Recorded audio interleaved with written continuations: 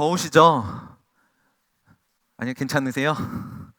제가 이 에어컨 고장났다는 소식을 듣고 설교를 길게 하면 안 될 것 같아서 어제 저녁에 막 줄였어요. 여러분들 힘들게 하면 안 되잖아요.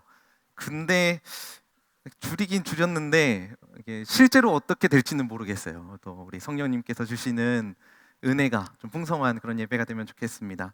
제가 군대에 입대하고 논산훈련소에서 훈련받을 때의 경험을 나누면서 오늘 말씀을 좀 시작해 보려고 합니다. 그런데 여러분들에게 좀 사과를 해야 될 것 같아요. 왜냐하면 지금부터 2분 정도는 제 자랑이거든요. 그러니까 여러분들 양해해 주시고 교만해서가 아니고 좀 하나님의 은혜를 나누기 위한 거니까 함께 들어주시면 좋겠습니다. 군대 가기 전에 저의 믿음은 최정점을 찍고 있었습니다. 정말 예수님 사랑했고 예수님을 닮고 싶었고 예수님을 늘 전하려는 삶을 살려는 이 마음이 가득한, 그렇게 살지는 못했지만 그런 시기였습니다. 그래서 그때 제가 사람들에게 군대를 파송해주는 사람들마다 이렇게 보면서 뭐라고 인사를 했냐면은, 저는 군대 선교사로 파송받았습니다. 제가 여러분들에게 받은 사랑을 군대 가서 돌려주고 오겠습니다. 이렇게 말할 정도로 굉장히 뜨거운 시절을 보내고 있었죠. 그렇게 군대로 파송받은 선교사로서 뭔가 좀 티를 내고 싶었던 것 같아요.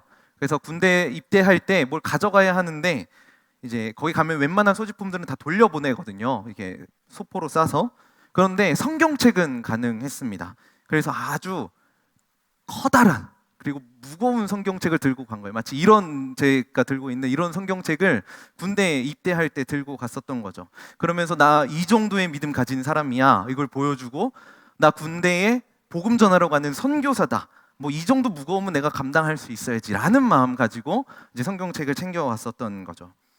훈련소에 처음 가니까 모든 소지품 다 이렇게 꺼내라고 하더라고요. 그래서 이 책상 위에 이 다른 뭐 지갑이라든가 뭐 다른 가져온 모든 거 다 올려놓고 성경책을 이렇게 딱 올려놨던 거죠. 그러면서 같은 방에 있었던 다른 이제 친구들이 제가 올려놓은 이 성경책을 보게 된 거예요. 그리고 그날부터 훈련받는 5주 내내 저는 엄청난 공격을 받았습니다. 왜냐하면 교회는 타락한 집단이다, 하나님은 계시다면서 왜 선한 사람들이 고통을 받느냐, 이런 질문들을 제가 이제 교회 다닌다는 사실을 알게 됐으니까 저한테 막 하게 되는 거죠. 뭐 이순신 세종대왕은 선한 일을 많이 했는데 지옥에 간 거냐, 복음을 듣지 못했을 뿐인데 그 사람들이 도대체 무슨 죄냐, 이런 공격들을 이제 저한테 쏟아 부었던 겁니다. 그런데 그 중에 한 경상도 친구였는데, 사실 이름도 잘 기억이 안 나는데 지금은, 한 경상도 친구가 꽤 진지하게 저에게 질문을 해왔습니다. 이 친구는 어린 시절 잠깐 교회 다닌 게 전부였던, 거의 교회 다니지 않았었던 친구였는데 나름 성경에 대한 지식이 꽤 있더라고요. 그래서 다른 질문들은 생각이 나지 않는데 그 친구가 했던 질문 중에, 왜 요한계시록에는 이 천국에 대한 그 이미지를 그릴 때 어린 양의 혼인잔치라는 이미지를 사용했느냐, 이런 질문을 할 정도로 교회 다니지 않는 지체였는데 꽤 성경에 대한 지식이 있는 친구였습니다.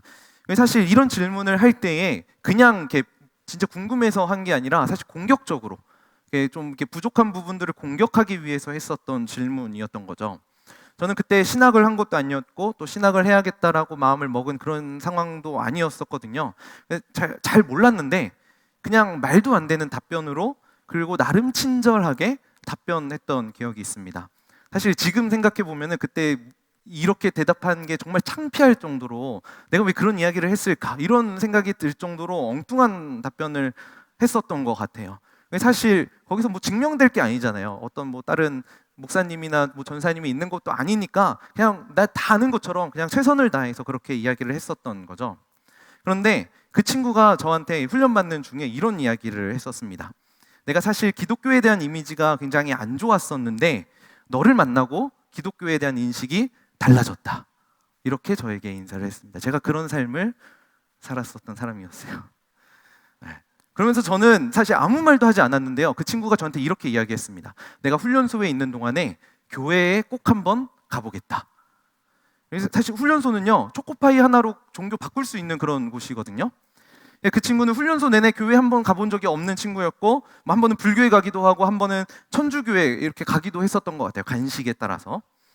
매주 좋은 간식을 주던 곳으로 자기의 종교를 결정했었던 친구였는데, 그 친구가 내가 교회에 한번 꼭 가겠다라고 얘기를 했던 거죠.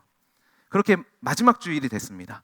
이제 훈련소에서의 마지막 주일, 그리고 이제 토요일 저녁에 종교 행사를 신청을 하는데 이제 신청하는 그 시간이 됐어요. 근데 그때 훈련소에 묘한 긴장감이 흐르기 시작했습니다.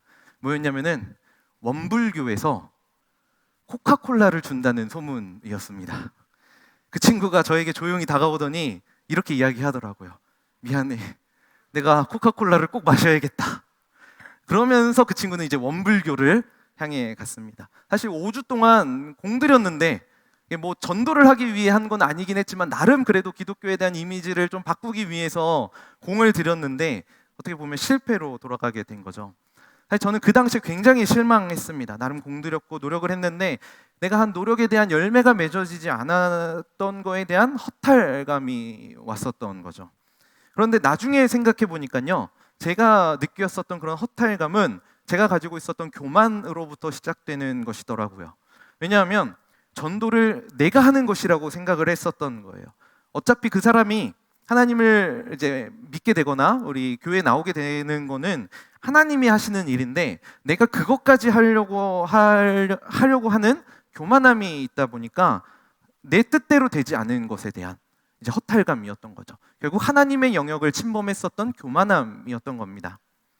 제가 대학생 때 있던 선교단체에서 전도에 대해 이렇게 정의를 내립니다. 성공적인 전도란 성령의 능력 안에서 예수 그리스도만을 전하고 그 결과는 하나님께 맡기는 것이다. 이 문구 안에서 우리가 할 수 있는 건 전하고 뿐이에요. 전하고. 심지어 이 전하고라는 이 말에는 다른 수식어가 붙어 있지도 않습니다. 뭐 말을 잘해야 된다, 성품이 좋아야 한다, 성경에 대한 지식이 많아야 된다, 책을 많이 읽어야 된다, 이런 수식어가 전혀 없어요. 이런 게 아니라 그냥 전하고 나머지의 결과에 대해서는 온전히 하나님께 맡겨야 된다라는 것이죠. 그래서 저는 나중에 다시금 깨닫고 저의 실망을 거두게 되었습니다. 왜냐하면 그때 저는 제가 할 수 있는 그 최선을 다해서 복음을 전했었기 때문이죠. 그리고 그 친구가 기존에 가지고 있었던 기독교에 대한 그런 부정적인 인식들을 바꿀 수 있었기 때문에 그 정도면 내 할 일은 했다라는 생각이 들게 되었던 거죠. 결국 복음을 전하는 데 있어서 가장 중요한 요소는 말을 얼마나 잘하느냐, 성경에 대한 지식이 얼마나 많이 있느냐가 아니라 예수님을 얼마나 사랑하느냐라는 거죠. 제가 이 말씀을 나눌 때마다 제 딸 이야기를 가끔씩 하잖아요. 가끔이 아니라 자주 하죠. 이야기를 하잖아요. 왜 이야기를 하나요? 사랑하니까. 제 딸을 사랑하니까 하는 거예요. 사실 청년들이 그런 이야기 들어서 뭐 하겠어요. 그죠? 근데 제가 제 입장에서는 딸이 너무나 이쁘고 귀엽고 또 그 가운데 하나님이 하시는 일들을 보게 되니까 그것이 너무나 감격스럽고 감사하니까 이제 간증으로 하게 되는 거죠. 결국 아빠로서 딸을 자랑하게 되는 것은 내가 말을 잘해서 아니면 내가 아이를 너무나 잘 기르고 있기 때문에, 키우고 있기 때문에 이야기하는 게 아니라 사랑하기 때문에 한다라는 거죠. 이런 차원에서 자신이 만난 예수님에 대해 최선을 다해 복음을 전했던 한 사람이 있었습니다. 그 사람은 우리가 이 지금 홀리시드 시리즈를 통해서 살펴볼 나중에는 바울이라고 불리게 될 사울이었습니다. 사실 오늘 설교의 결론부터 좀 이야기를 하자면 사울이 예수님을 전하는 삶을 살게 된 건 예수님을 사랑하기 때문이었다라는 겁니다. 오늘 본문은 크게 세 종류의 장면이 등장하는데요. 첫 번째 장면은 다메섹입니다. 사울은 예수님을 믿는 자들을 결박하고 그 예수 믿는 자들을 잡아들이기 위해 다메섹으로 향했습니다. 그리고 다메섹으로 가는 길에 예수님을 만나게 되죠. 그리고 그렇게 예수님을 만난 사울은 완전히 달라지게 됩니다. 우리 오늘 20절 말씀 같이 한번 읽어볼까요? 시작. 즉시로 각 회당에서 예수가 하나님의 아들이심을 전파하니. 여기 보면은 즉시로라고 이야기해요. 즉시로 각 회당에서 예수는 하나님의 아들이다라는 것들을 증거했다라는 거죠. 그런데 우리가 좀 본문에 좀 깊이 들어가서요, 여기서 예수가 하나님의 아들이라는 이 사실을 전파했다라는 이 고백을 우리가 좀 주의 깊게 봐야 됩니다. 왜냐하면요, 사도행전에서 이 하나님의 아들이라는 말은 여기에 처음 등장합니다. 하나님의 아들, 뭔가 이제 의미가 좀 있게 되는 거죠. 여러분, 그 예수님은 그리스도이시다라는 이 말과 예수님은 하나님의 아들이시다라는 이 말은 우리가 볼 때는 비슷한 고백 같은데 사실 차원이 다른 고백이에요. 예수님이 그리스도이시다, 메시아다, 우리의 구원자다라는 고백, 그리고 예수님은 하나님의 아들이시다.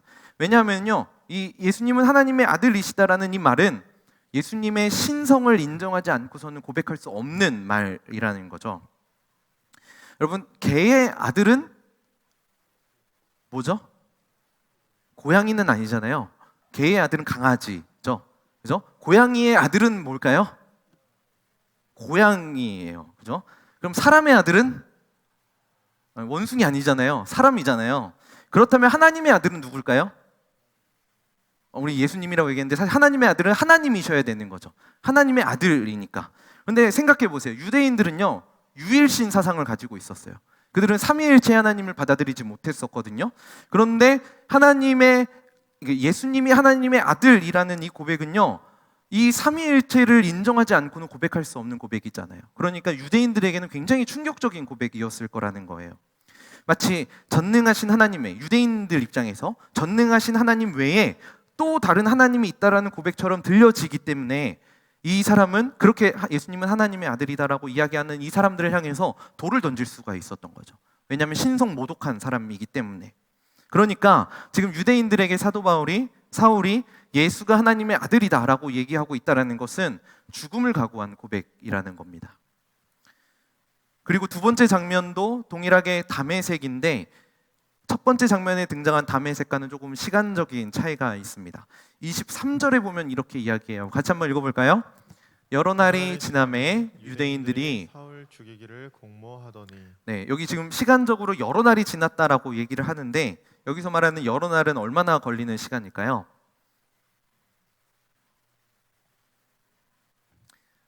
사도행전에는 이 모든 사건이 다 기록되어져 있지 않는데 그래서 우리가 성경을 좀 골고루 읽어야 될 필요가 있는 것 같아요. 갈라디아서에 보면은 약간 힌트를 발견할 수 있는데요. 1장 17절 18절에 보시면은 또 나보다 먼저 사도된 자들을 만나려고 예루살렘으로 가지 아니하고 아라비아로 갔다가 다시 다메섹으로 돌아갔노라. 그 후 3년 만에 내가 게바를 방문하려고 예루살렘에 올라가서 그와 함께 15일을 머무는 동안. 그럼 몇 년이죠? 여러 날은 최소 3년인 거예요. 최소 3년. 그러니까 사도행전에는 기록하고 있지 않지만 지금 그 23절이 등장하기 그 사이, 22절과 23절 사이에는 사울이 예수님을 만나고 3년 동안 아라비아 광야에서 훈련받고 있었던 그 기간이 있었던 거죠. 무려 3년이라는 시간이 22절과 23절 사이에 있었던 겁니다. 그런데 이 다메섹에서 어떤 일이 있었냐면요, 32절에 보면은요, 고린도후서에 보면은 이렇게 이야기합니다. 같이 한번 읽어볼까요? 다메섹에서 아레다 왕의 고관이 나를 잡으려고 다메섹 성을 지켰으나 나는 광주리를 타고 들창문으로 성벽을 내려가 그 손에서 벗어난노라. 네, 다메섹 땅에 있을 때 죽이려고 하는 아레다 왕의 고관이라는 사람이 있었습니다. 그러니까 사울을 잡으려고 그 성에서 지키고 있었던 거죠. 사울 나오면은 바로 죽이려고. 그런데 이제 뭐 형제들의 다른 동료들의 도움으로 거기를 벗어날 수 있었지만 우리가 한 가지 알 수 있는 사실은 죽음의 위기 가운데 다메섹에서도 있었다라는 겁니다. 그리고 그 다음에 사울이 향한 세 번째 장소는 예루살렘이었습니다.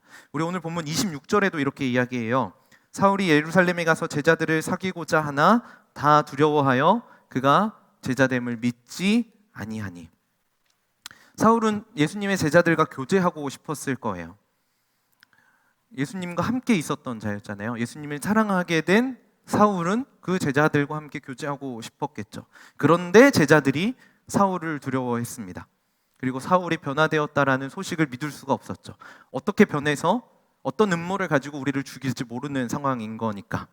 그런데 이렇게 사울을 반기지 않는 분위기에서 이렇게 했다라고 성경은 기록합니다. 우리 29절 말씀 같이 한번 읽어봅니다. 또 주 예수의 이름으로 담대히 말하고 헬라파 유대인들과 함께 말하며 변론하니 그 사람들이 죽이려고 힘쓰거늘. 사울이 어떻게 하려고 했습니까? 어떻게 했죠? 사울이 복음을 전했죠. 변론했죠. 그런데 그 복음을 전하는 사울을 어떻게 하죠? 여기서도 죽이려고 합니다. 이게 복음을 전하고 있었던, 예수님을 만나고 예수님을 사랑했던 사울이 처한 상황이라는 거예요. 다메섹이 있었고, 그 다음에 3년이 지난 다메섹도 있었고, 예루살렘도 있었지만, 어디서든 복음을 전했지만, 예수님은 하나님의 아들이시다라는 사실을 전했지만 가는 곳마다 상황이 좋지 않은 그 상황들을 우리가 본문을 통해 발견하게 된다라는 거예요. 근데 그럼에도 중요한 건 이런 상황 가운데 환경이나 조건에 얽매이지 않고 사울은 복음을 전했다라는 겁니다. 만약 여러분들이 이런 상황에 놓여진다면, 여러분들이 사울이라면 여러분들은 어떻게 하시겠습니까? 내가 가는 곳마다 분열이 일어나고 다 나를 죽이려고 합니다. 지난주에 조동희 목사님이 저를 설교 가운데 죽이셨잖아요. 기억하세요? 사실 근데 그 예화는 잘못된 예화입니다. 왜냐하면 단대오거리에 내가 복음을 전하러 가는데 거기에 나를 죽이려고 하는 사람들이 있으면 저는 갈까요? 안 갈까요?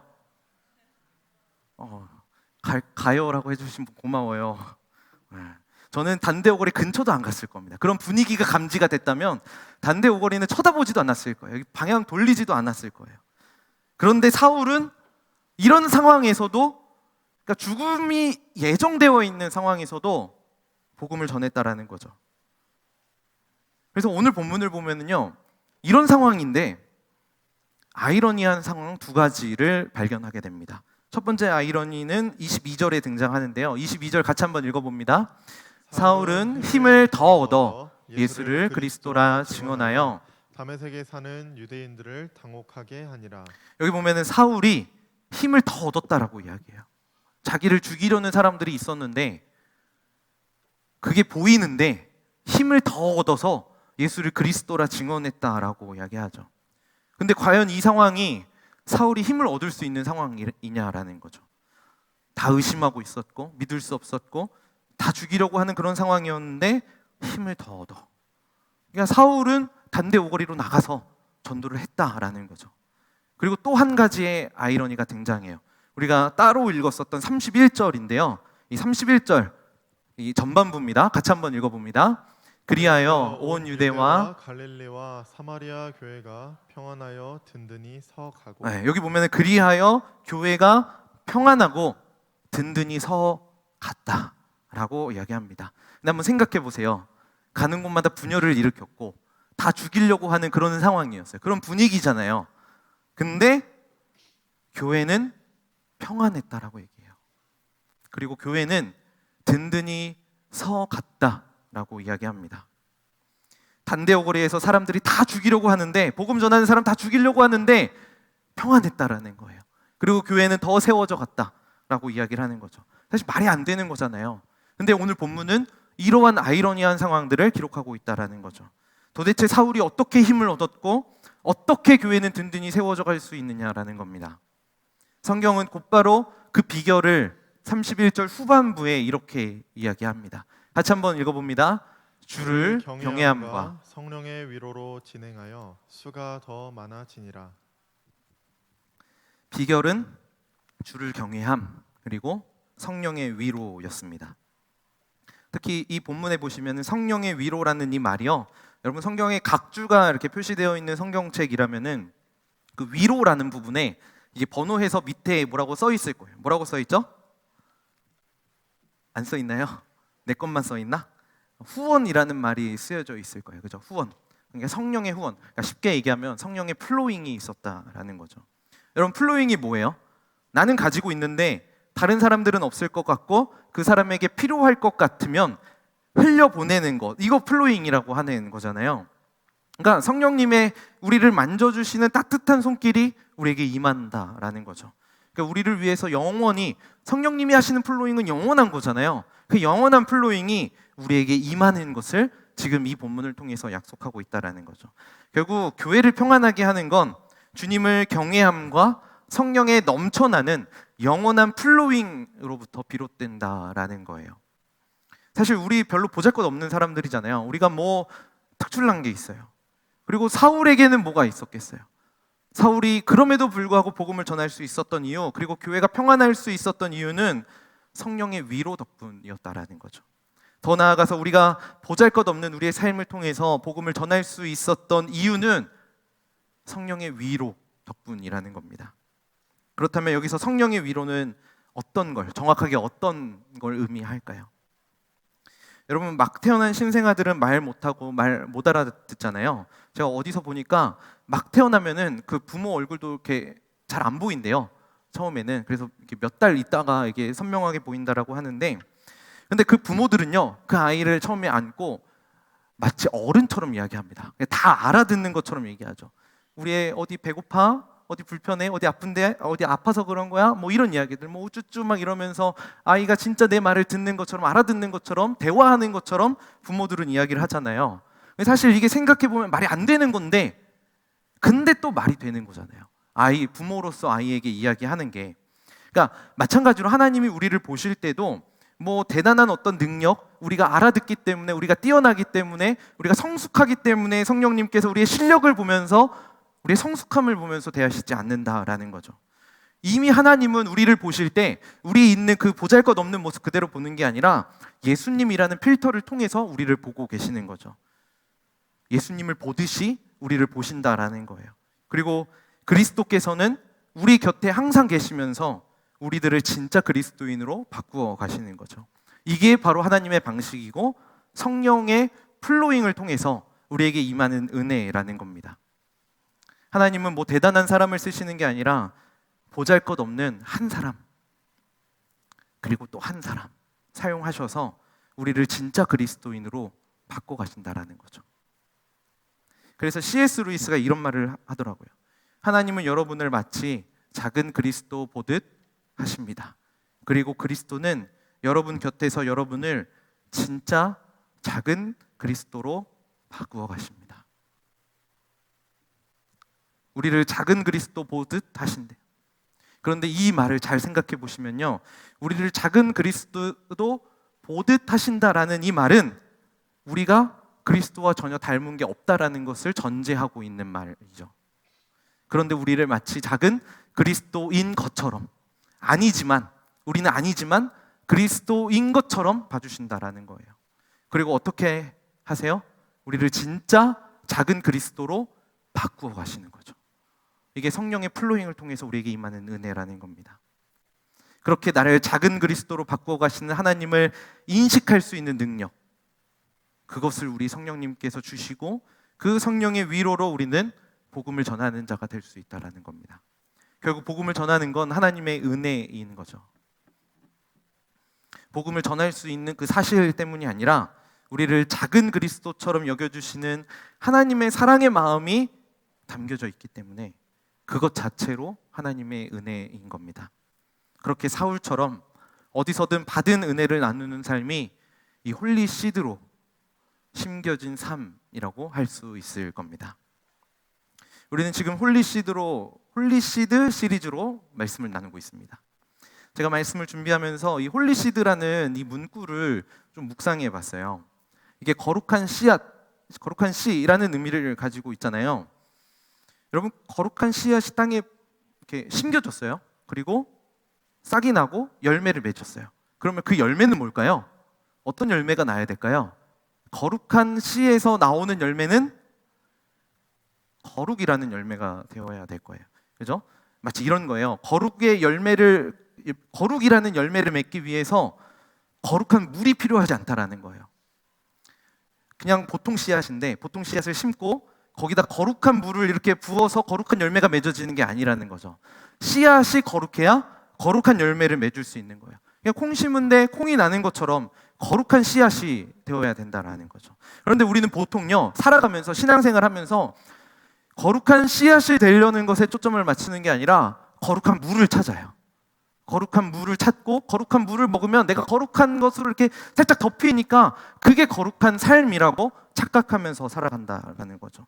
그래서 우리는 어쩌면 온갖 방법들을 통해서 거룩한 물을 우리에게 뒤집어 씌우면서 거룩한 것처럼 보이게 만듭니다. 교회 일주일에 한 번 나오는 거, 그리고 몇 번 묵상했던 거, 몇 번 기도했던 것,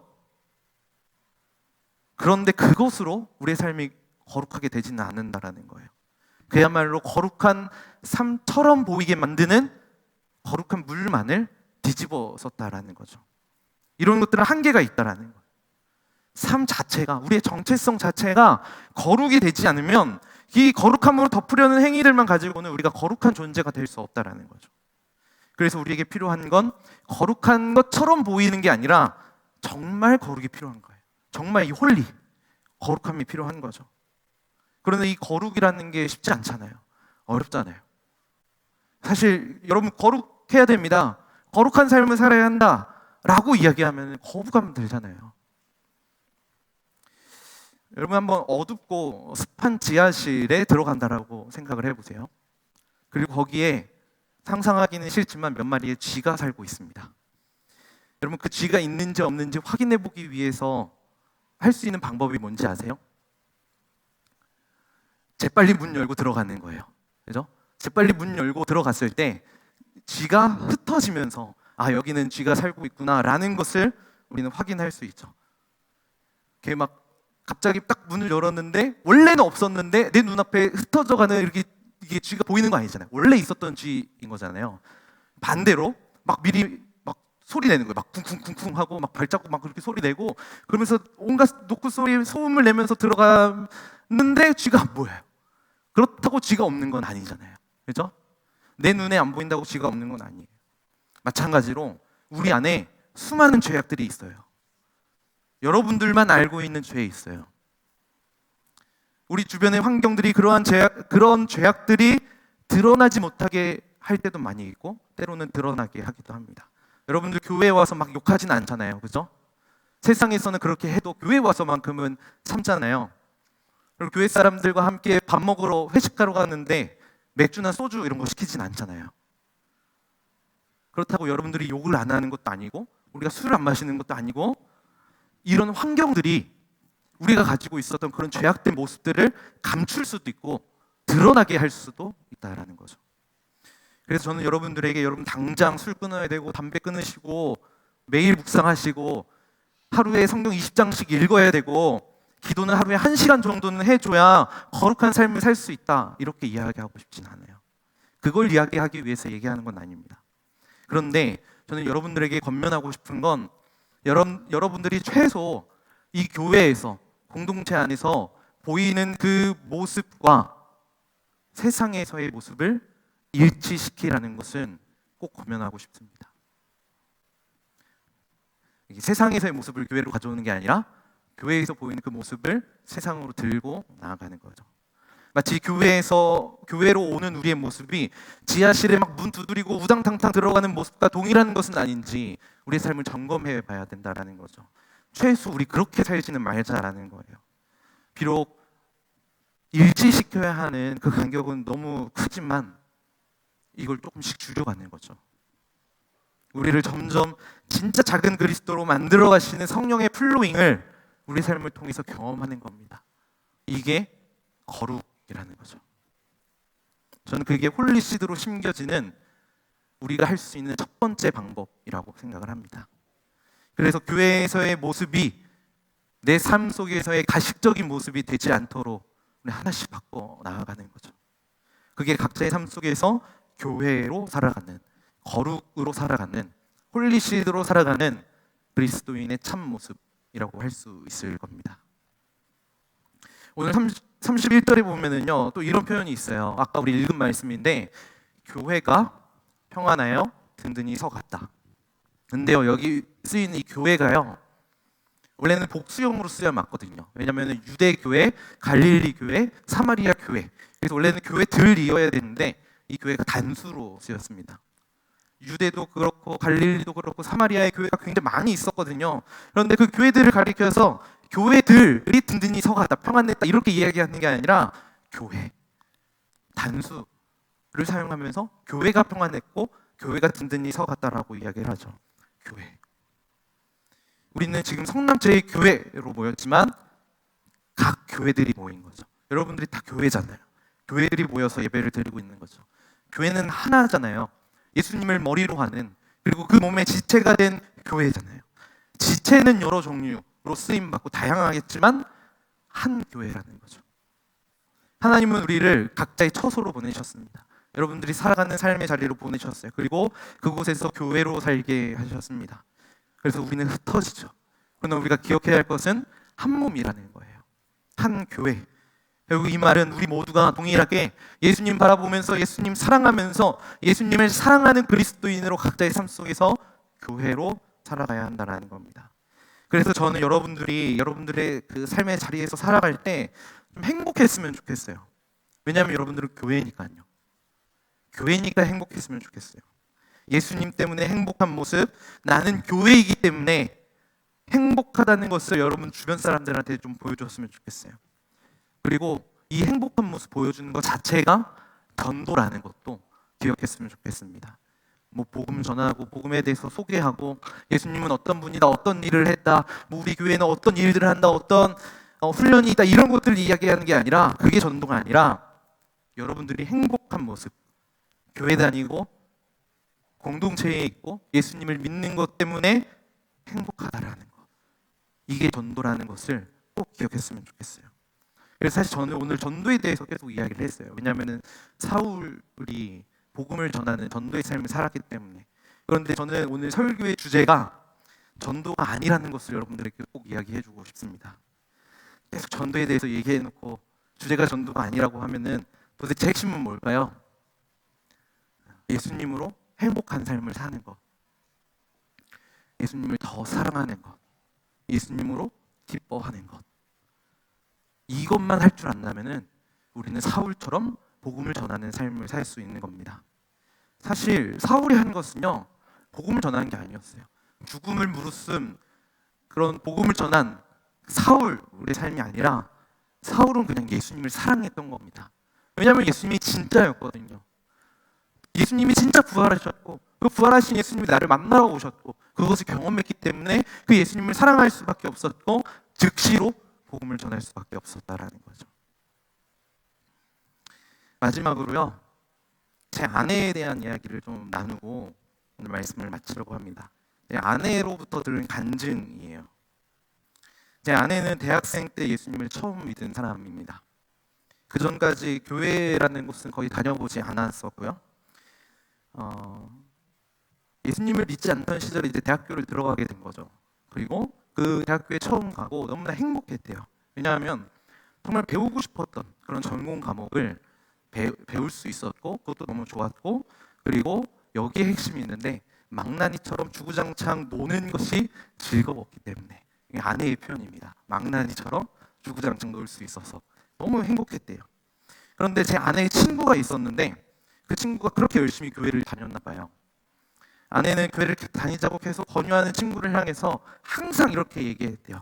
너나 계속 잘 다녀. 교회 다니는 친구에게. 그런데 어느 날 아내가 그 친구와 이렇게 문자를 주고받다가 친구가 이렇게 문자를 보냈대요. 수진이에요, 이름이. 수진아, 오늘 어디 앞에서 만나자. 그런데 내가 저녁에는 예배를 드리러 가야 해서 오늘도 미안하지만 금방 헤어져야 해. 이렇게 문자를 보낸 거예요. 평소에 이런 문자를 많이 주고받았고, 그런 말을 할 때는 항상 오케이, 괜찮아, 알겠어, 뭐 이런 답변을 했었는데, 그날은 이 문자를 보고 이상하게 가슴이 막 두근두근거리기 시작했다라는 거예요. 그러면서 나도 이 친구가 믿는 하나님이 누군지 알고 싶다라는 마음이 들었다는 거죠. 아마 그때 아내가 좀 힘든 시기를 보냈었던 것 같아요. 배워야 하는 학업량도 너무나 많았고, 학과에서 맡은 일들도 좀 많이 있다 보니까 정신적으로도 힘들고 체력적으로도 지쳐 있었던 그런 상황이었던 거죠.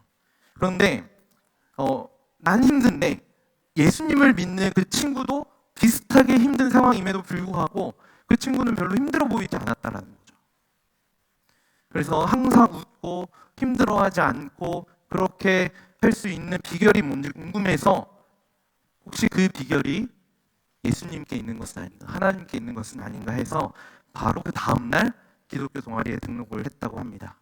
그리고 그렇게 예수님을 믿었고 지금은 제 아내가 되었습니다. 저는 그 친구에게 너무 감사하다라는 말을 전해주고 싶습니다. 그리고 저는 아내가 이 간증을 몇 번 저한테 해줬거든요. 이럴 때마다 항상 다짐을 합니다. 이게 진짜 전도인데, 그렇지, 이게 전도인데 내가 살아가는 삶 속에서 내가 행복하다라는 이 마음을 좀 전달할 수 있다면, 우리 청년들이 살아가는 삶 속에서 우리 청년들이 만나는 사람들에게 행복을 전달할 수 있다면 얼마나 좋을까. 아내의 친구도 생각해 보면은요, 막 열심을 다해서 복음을 전했던 거 아니었어요. 야, 가자, 교회 가자, 예수님 믿어야 돼, 이런 말 전혀 하지 않았어요. 그냥 내가 믿는 예수님 너무 좋은 거, 나 예수님 믿어서 행복한 거, 이거를 계속해서 보여줬다는 거죠. 내가 예수님을 예배하는 것, 그리고 예수님을 사랑하는 그 모습은 감추지 않았었던 겁니다. 그래서 저는 여러분들에게 권면하고 싶습니다. 복음을 전하라고? 아니요, 그것 말고 여러분 예수님 사랑하세요. 예수님 사랑하셔야 합니다. 왜냐하면 그곳에 진짜 행복이 있기 때문이에요. 그리고 여러분들이 진짜 행복한 모습을 여러분 주변에 보여준다면 여러분들은 진짜 전도를 할 수 있는 삶을 살아가게 되는 겁니다. 여러분 만약에 전도하는 게 좀 부담되고 어렵게 느껴지신다면요, 혹시 제가 이렇게 이야기했을 때 나는 아직 좀 아닌 것 같은데 라는 생각이 혹시 드는 지체들이 있으면요, 여러분 전도하지 않아도 좋습니다. 좀 애쓰지 않아도 돼요. 그냥 멈춰도 괜찮습니다. 그런데 우리가 그 전도를 멈춰야만 했었던 이유에 대해서는 여러분들이 점검해 보셔야 돼요. 왜 멈춰야 하는지에 대해서. 때로는 힘들고 지칠 겁니다. 여러분 살아가는 삶 얼마나 힘들어요. 사람들과의 관계에서 뭐 일하는 거, 뭐 이리 치이고 저리 치이고, 때로는 웃을 수 없는 상황들, 행복한 모습들을 전혀 보일 수 없는 상황들도 많이 있을 거예요. 그런데 그때 기억하셔야 돼요. 성령의 플로잉이 있다라는 것, 성령의 위로가 있다라는 것, 성령님께서 가지고 계신 영원한 행복, 그 성령님께서 영원 전부터 삼위 하나님과 누리고 계셨던 그 행복 있잖아요. 그 행복을 우리에게 흘려 보내주신다라는 거예요. 그러니까 그 성령님의 위로를 기대하고 소망하면서 우리 다시 한 번 더 사랑할 수 있게 되는 거죠. 예수님 사랑하고 예수님 믿는 것이 너무나 행복하다라는 것, 그리고 그것을 흘려보내는 삶, 그것은 성령의 플로잉을 받은 사람이 할 수 있는 겁니다. 그래서 우리 오늘 찬양하면서 제가 사실 찬양을 좀 고민을 했어요. 우리 전도합시다. 행복을 전하는 삶 살아야 되지 않겠어요? 이런 고백을 하는 그런 찬양을 보다가 우리 좀 근본으로 돌아가 보면 좋겠다. 예수님 사랑합니다. 주님 더 사랑하길 원합니다. 왜냐하면 그 예수님 사랑하면은 그 예수님의 이름을 붙잡으면 거기에 능력이 있기 때문에, 거기에 권능이 있기 때문에 우리는 사랑하면 되는 거예요. 그래서 우리 주님을 좀 사랑합니다 라는 이 고백 하나님 앞에 함께 간절한 마음으로 별단의 마음 담아서 함께 고백하며 나아가겠습니다. 주님을 사랑하는 기쁨을, 주님을 사랑하는 기쁨을, 즐거움을 빼앗기지 않게 하소서. 주님을 사랑하는 기쁨을, 그 즐거움을 빼앗기지 않게 하소서. 주님을 사랑하는, 주님을 사랑하는 기쁨을, 그 즐거움을 빼앗기지 않게 하소서. 주님을 사랑하는 기쁨을, 즐거움을 빼앗기지 않게 하소서. 예수 예수 예수 예수 예수 예수. 주님을 사랑합니다. 주님을 사랑하는 기쁨을, 즐거움을 빼앗기지 않게 하소서. 주님을 사랑하는, 주님을 사랑하는 기쁨을, 즐거움을 빼앗기지 않게 하소서. 다시 한 번 더 주님을 사랑하는, 주님을 사랑하는 기쁨을,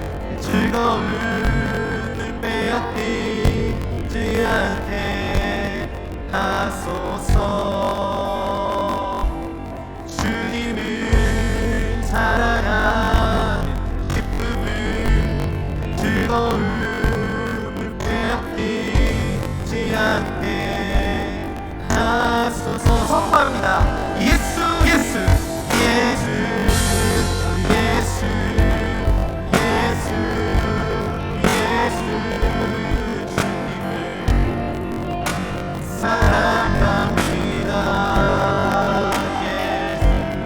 예수 예수 예수 예수 주님을 사랑하는 한 번 더 예수 예수 예수 예수 예수 예수 주님을 사랑합니다. 예수 예수 예수 예수 예수 주님을 사랑 이렇게 찬양합니다. 호산나 호산나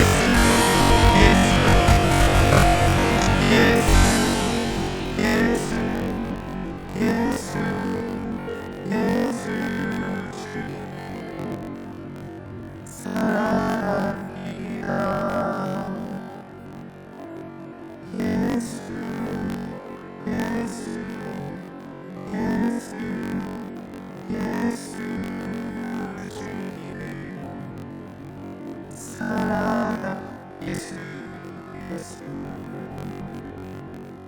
예수 예수 예수 사랑합니다. 예수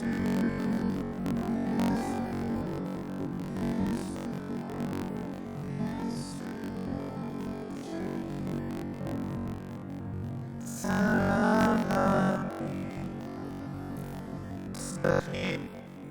예수님도 사랑하고 싶습니다. 그 삶을 통해서 예수님만 더 바라보고 있습니다. 예수님 믿는 것으로 행복하고 있습니다.